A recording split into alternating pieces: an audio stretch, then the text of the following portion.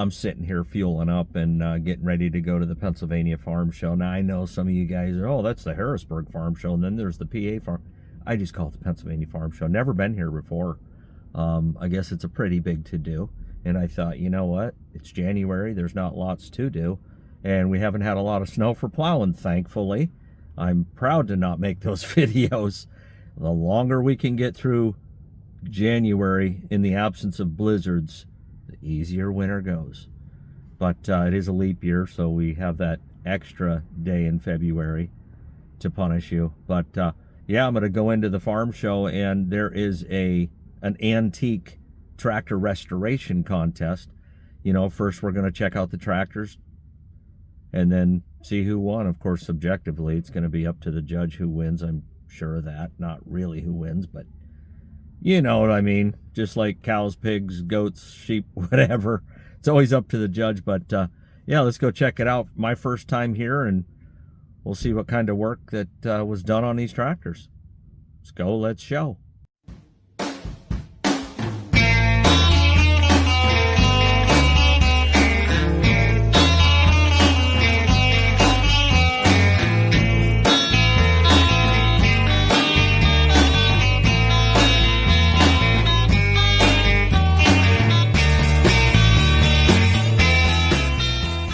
So this is a pretty big complex here, man. This is the McClay Street lobby entrance. You can see all the farm animals and stuff up there. That's the commerce side. But yeah, massive. I don't know what year it was built. Sure, it's indicated somewhere, but yeah, when you go in here, you're as far away from the tractors as you can be. Yeah, I just caught the morning lamb show here.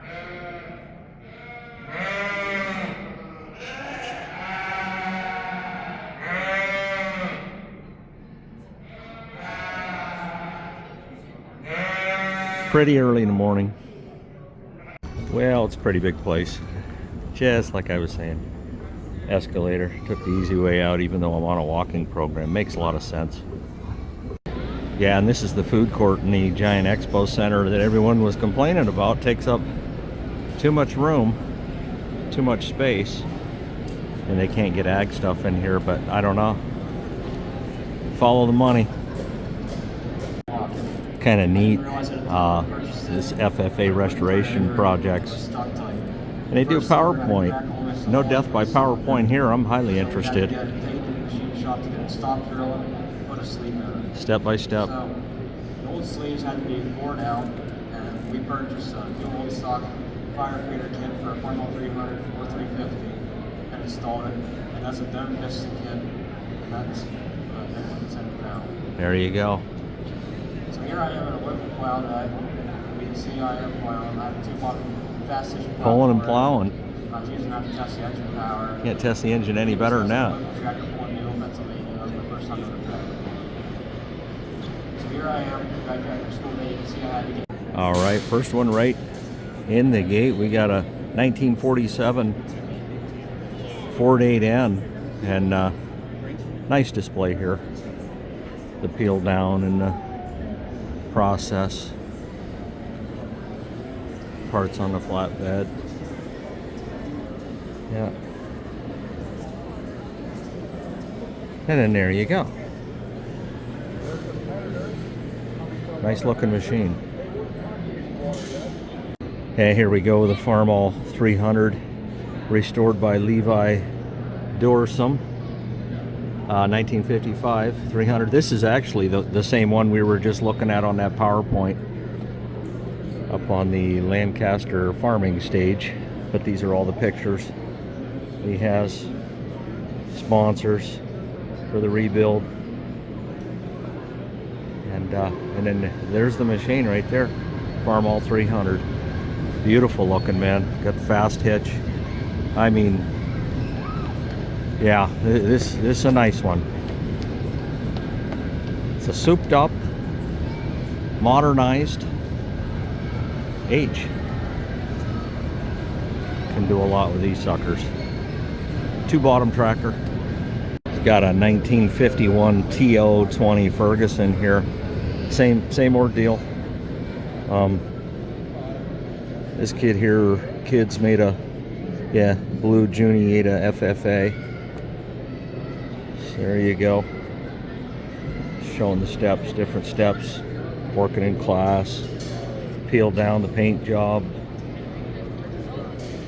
They're saying here 25 horse the PTO, drawbar 20. And there's your machine right there, finished. Old Ferguson, TO20. All right, the next one up, we got a 1952 John Deere M, not to be confused with the Farmall M. Just quite a bit smaller. We got parts and pieces here. It looks like spindle assembly and different things. It's a clean table, we just broke it down simplistically, but Littlestown FFA on this John Deere M. And right there it is. Real nice. Nice job on that. Next one up is a West Green FFA 2N Ford, done by the West Green FFA. And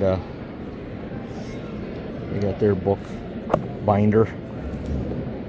Yeah, talking about sandblasting and degreasing and just the stuff you go through.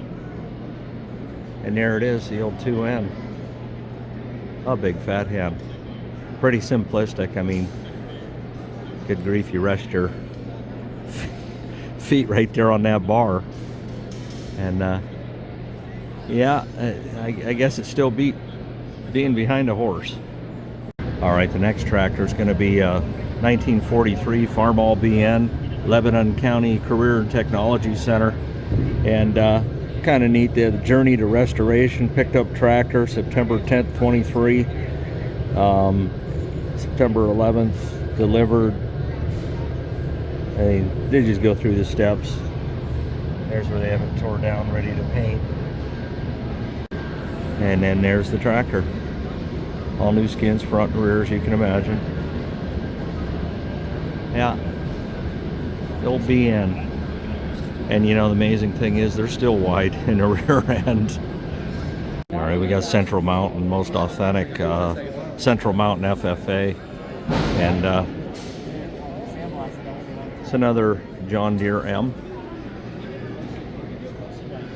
Right here. Got a 1960 John Deere 430. Best of show this tractor got. Eastern Lebanon County FFA. Yeah. And there it is. Yeah, they did a nice job on that. Got the Waterloo Boys 2-cylinder club, southeastern Pennsylvania. Yep. Here's some of the machines, 420, 420, John Deere 40, MT. There you go. There you go, another John Deere M. Green seems to be the theme so far, but we're gonna find us some red. No doubt this is a 48. There's something interesting. International 816 kerosene tractor. 1917. Well, there's a few on the channel that always ask about if I ever come across Farmall regulars. I have seen one or two sell at auction, and I'm sure this one's not for sale. This is a 1930. These were introduced in 26, and it's a game changer, especially cultivating the crops. Look at there, I found me a hen's tooth Super MDTA, built in 1954, eventually replaced by the Farmall 400, but I'd take one of these over the 400. I'd take a 400, don't get me wrong, but this is sharp, man. This is nice. Should be 15.5 38s. Yes, looks like, no, 13.6 38s. Okay. And then okay, roller bar. Yeah. And there you go. And some people were asking me, you can get these for the M, the Farmall M, and then just retrofit them. And I'm pretty sure that's what he did there. Huh. No kidding.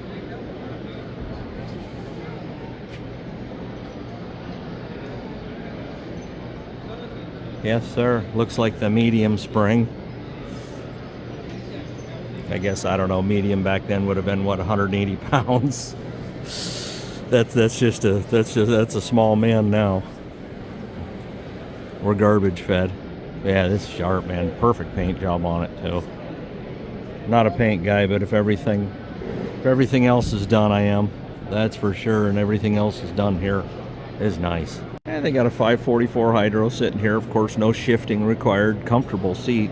Looks, yeah, it's a Case IH upgraded seat on there. Big wide tires, but yeah, mowing, haying, you know it. I know somebody will ask, why didn't you walk behind it? So I did. Yeah, one remote Cat 2 hitch. 544. That was the popular one of the 404, 504, and everyone wanted the 544s. All right, we got another Farmall restoration, the before and after. They did a nice job on this. Simplistic. It's not chaotic, you know. But there's the before, and there's the after. Farmall M 1941. Yeah.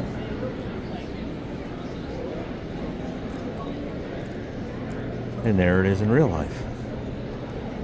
3-dimensional. Well, for me. 2 for you. Yeah, pretty neat. Let's walk around the back. Yeah. These generally came pretty basic. I mean, pull type implements, 3 bottom, little Genius. Perfect for that. All right, we got a lot going on this display board here. Before the restoration, and of course after to the right, and then during in the middle. This is Northeast Bradford FFA, and there's what they did quite a bit. Farmall M, and this one got best in show, and here it is.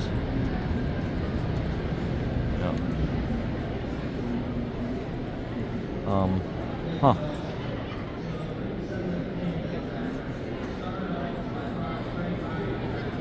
Got the friction throttle up there, and it is missing some lights. It's got a different shifter knob on there. I don't know like what categories they have as far as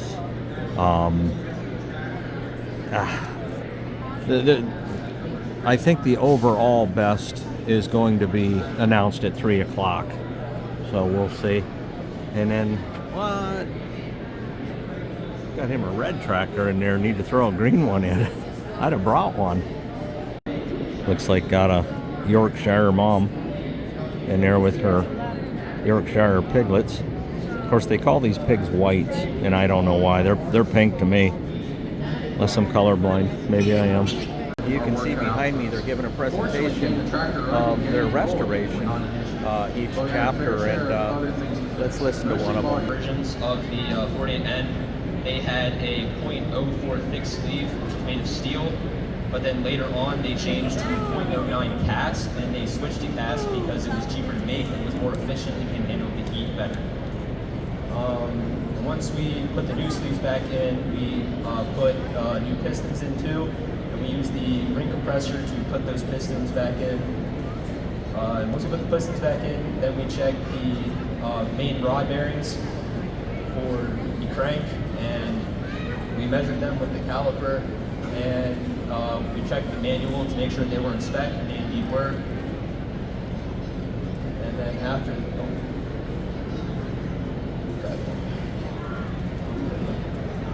after, that, we checked the valves, and for the valves, we made a special tool to press them down. So we took the grinder and grinded this little part out right here. So you can just go in, push the valve down, take the clip out, and then it'll pop right out.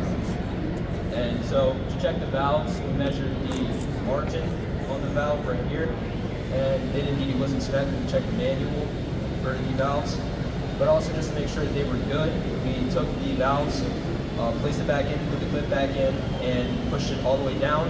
Sprayed some WD-40 on it, as you can see right there, and checked our leak for any leaks, and there indeed was none. And another thing we did was replace the rope seals for it, and that's actually one only things that they had back then for the seals. Then we went and put IH Red on over top.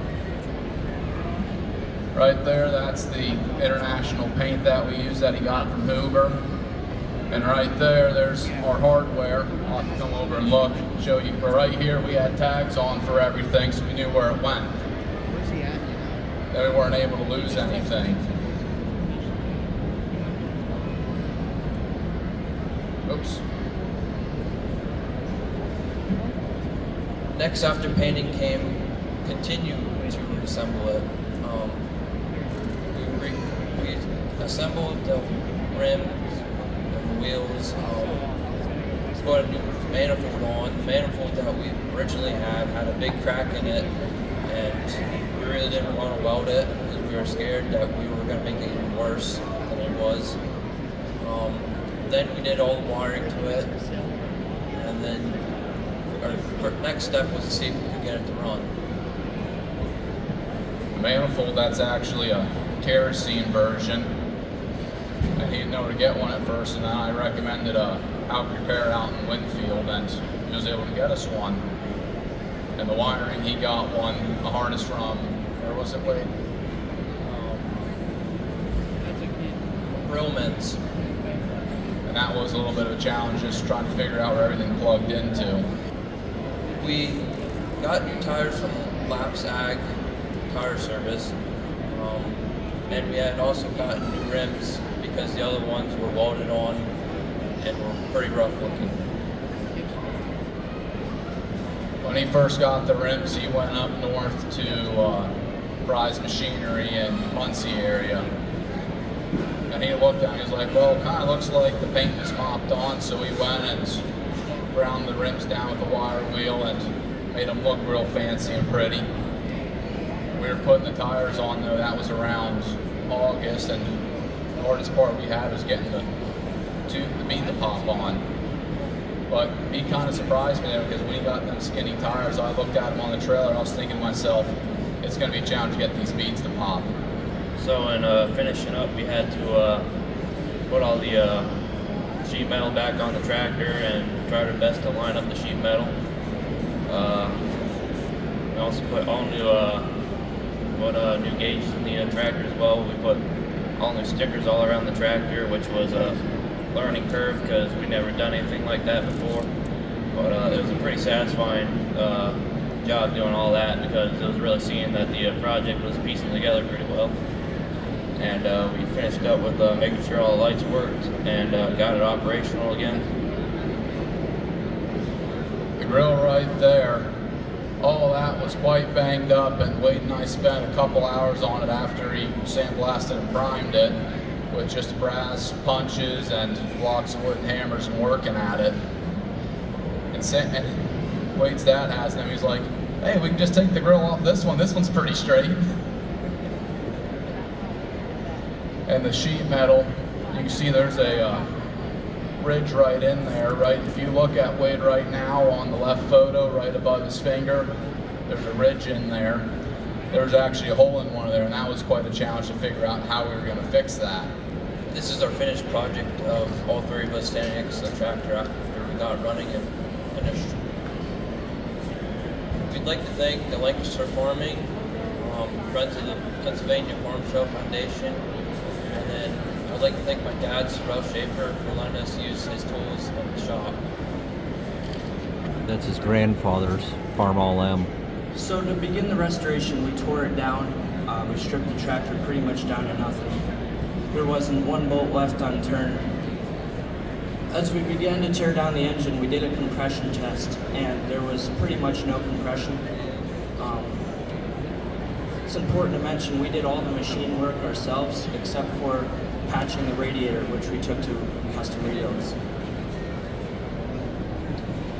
So you can see here we stripped the tractor down and we cleaned everything by hand. We had an angle grinder, a wire wheel, and sandpaper. There was many people from my FFA chapter that helped me tear down the tractor and clean parts.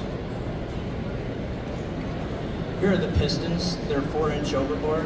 They're flat tops, and they are really, really rare. We decided to leave them in the tractor, mainly because we got our engine overhaul kit and the wrist pins were the wrong size. Here we rebuilt the head ourselves right at school. All the work was done at school. Here's a better look at the pistons when we cleaned them up. Here's our little paint booth that we had at school. I painted almost all the small parts in this paint booth. As you can see, we put red primer. I found red primer works a lot better than like gray primer. The paint bonds a lot better to it. Here we painted the hood and we wet sanded all the parts that we painted with primer. We did that to ensure the paint would stick better to the primer. Here's the engine. We rebuilt it in the classroom. We moved the desks out of the way. And it was cool because I learned a lot from it. I mean, we got a complete overhaul kit. Here's more parts. We wet sanded them with anywhere from 600 to 1,000 grit sandpaper, just to ensure the surface was smooth. So we did have to get a new engine block. I found one on Facebook Marketplace for $100. It was 10 years newer than the tractor. It was yellow, so it must have been an industrial block. As you can see, we tore the transmission all the way down. I did this myself. My teacher was there to help me. The reason we tore this apart was because when my dad was young, he restored the tractor and he accidentally dropped the bolt in the transmission and couldn't find it. So this seized the transmission. Here's our first couple parts that were painted. I did this myself with a spray gun. It took about 4 coats. The paint was really thick, so it took a while to paint it.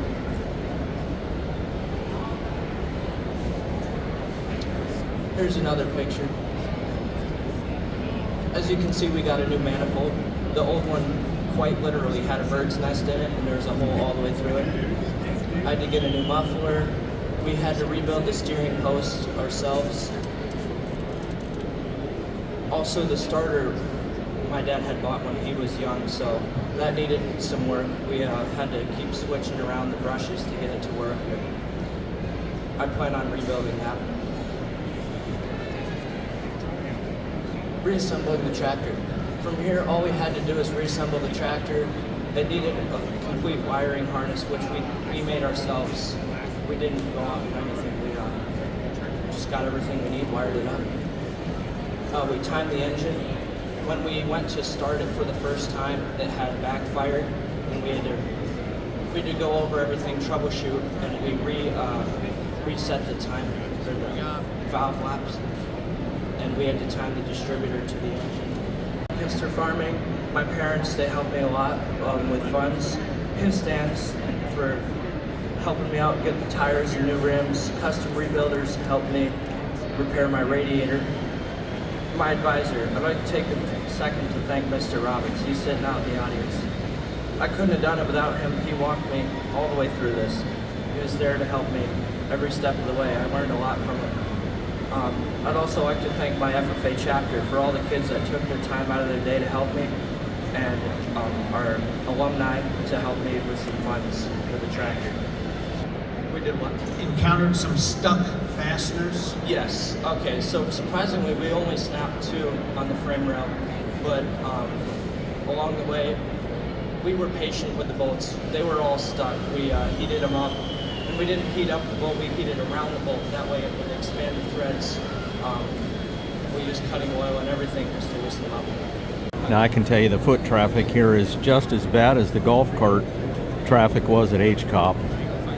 Half century of progress. I mean, it is, and it's not even noon yet. Noon on a Saturday though. So you expect it to be, and this is the final day, so there you go. And of course, when I walk by this booth, I notice they have turkey legs. No doubt I'm getting one. Now for $10, you get a highly seasoned turkey leg, whole barbecue style. Just like that, we're down to the bare bones minimum. So really what I'm deducing is that the farm show is like a big fair. First fair of the year type of deal. I'm not seeing the ribbons necessarily, but I'm sure there was judging of these cows, or it is yet to come. Got some Holsteins there. I'm a huge fan of salsa, and apple salsa, peach, habanero. Oh my word. Yeah. You know, for now I am on a no sugar diet, at least for 90 days. Get my A1C down. You know the routine, but oil, honey be the first thing I'd tap into. And just like that, I'm back where I started. And how about that? Restoring your grandfather's Farmall M. There's a few things you do in life you ain't never gonna forget. That's gonna be one of them for him. That's gonna be one of the biggies. I'll see you at the next video. By the way, I appreciate the prayers.